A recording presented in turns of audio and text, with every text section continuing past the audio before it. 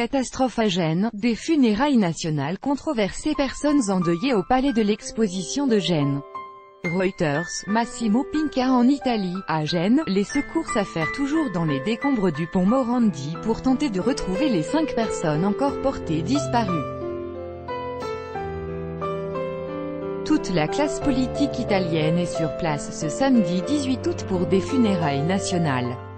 Le président de la République, Sergio Mattarella, sera notamment présent pour rendre hommage aux 38 personnes qui ont perdu la vie, mais aussi aux blessés.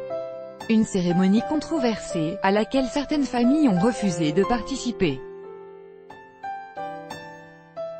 Avec notre envoyée spéciale, Juliette Gerbrand, seules 18 familles seront présentes.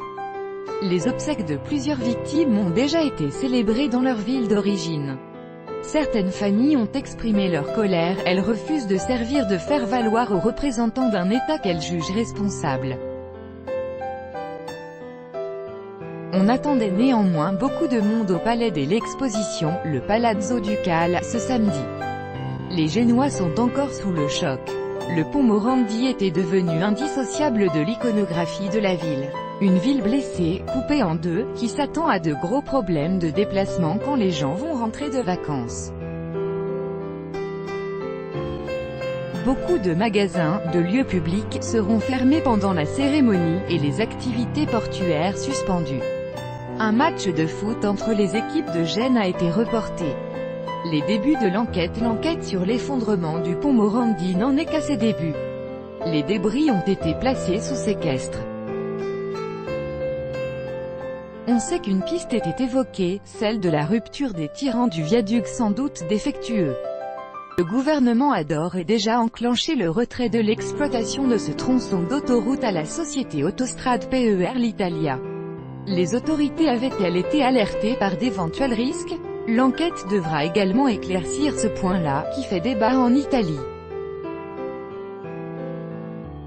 La polémique est aussi politique au sein de la majorité sur les grands travaux.